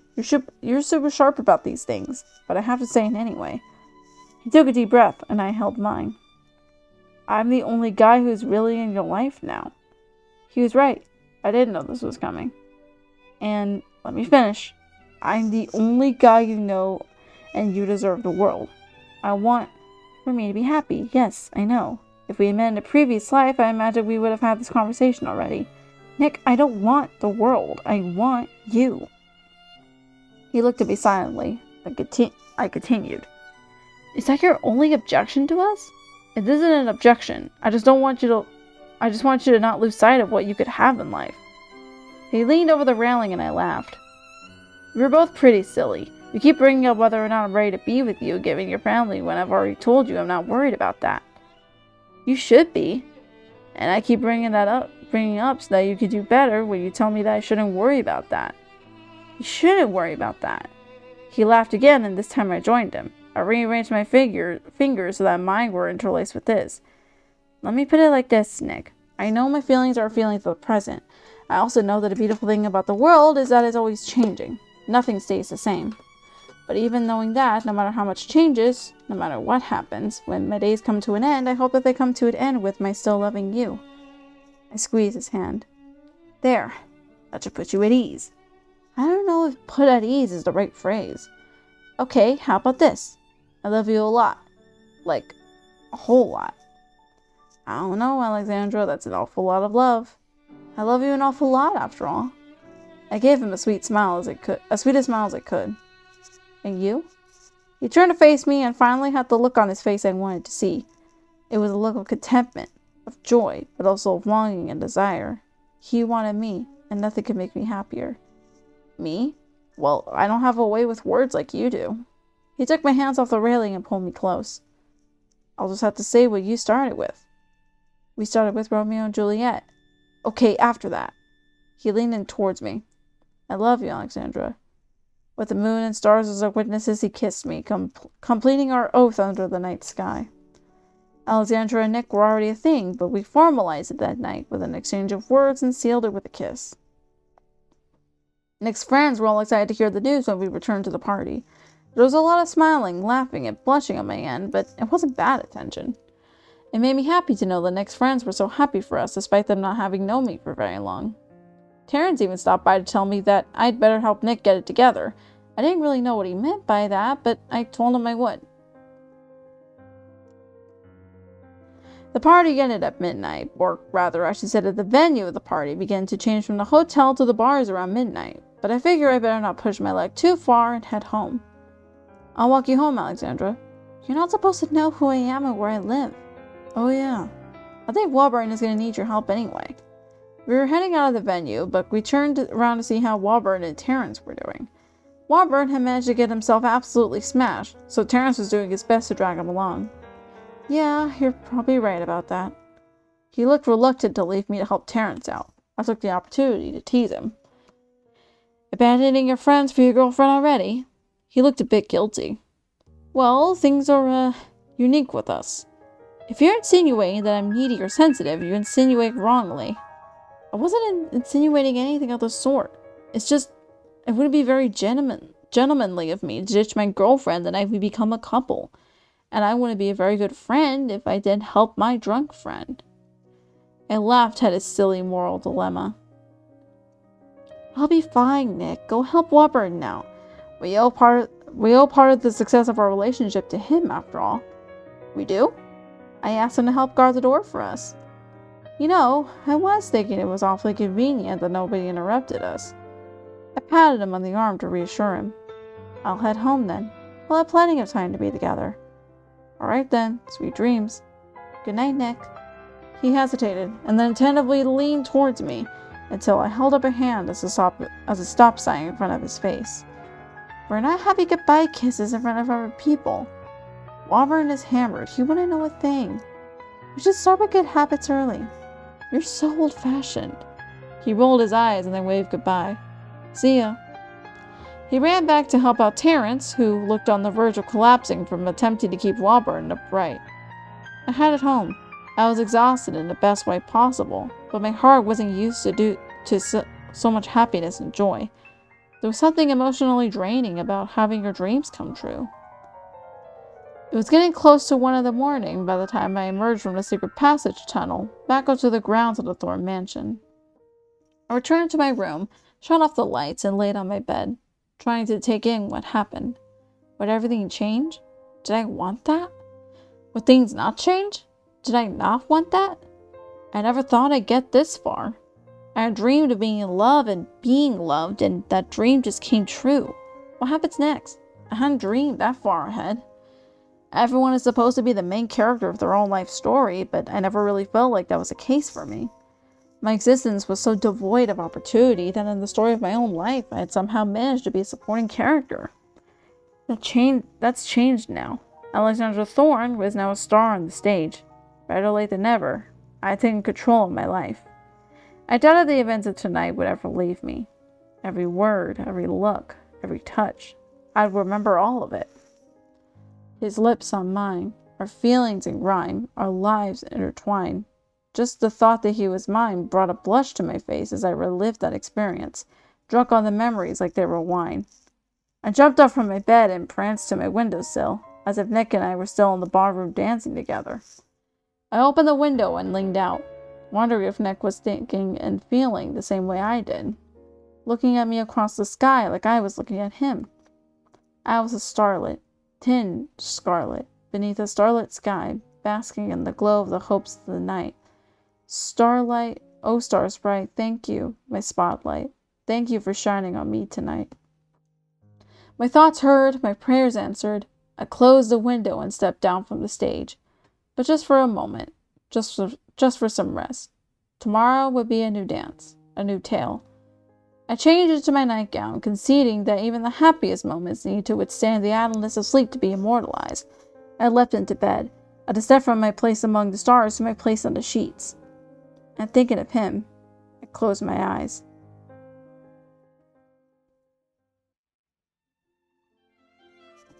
Alright, I'm going to do one more little break, and then we'll get through a little bit more of this. Be right back.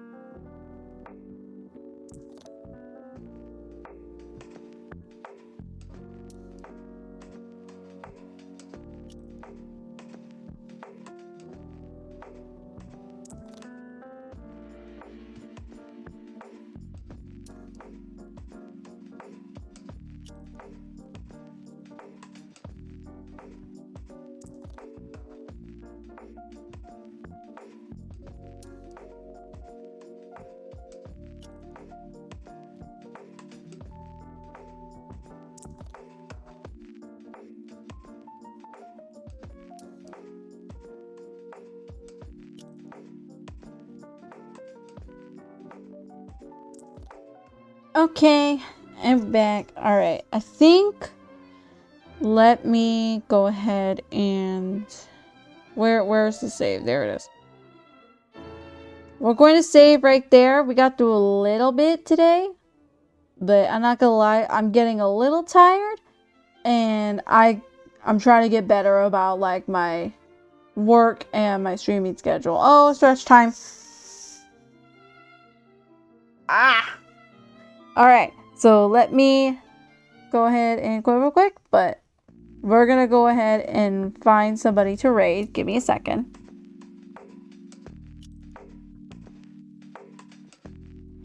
Yeah, who's live right now? Let me see.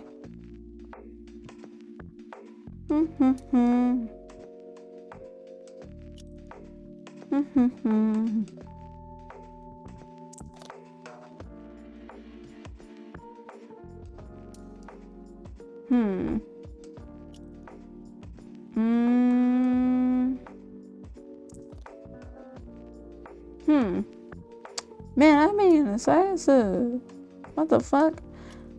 Okay, you know what? What the fuck? I just saw it. It's like, oh my god. Okay, we're gonna raid out to Basil Wolf because we need to build our confidence. This is part of the ways we build our confidence. So, this is gonna be our raid message. And then this is gonna be the emotes as well. Feel free to just copy paste the text, or you can also copy paste it with the emotes. The emotes are there for if you follow the channel. So those ones are free. But thank you guys so much for coming to stream today. We'll be back tomorrow for Uma Musume, where we will be polling for Unity Cup supports. And we're hopefully going to get that coach one that I really want. But with that out of the way, be safe. Be respectful to other people and the rules in other streams.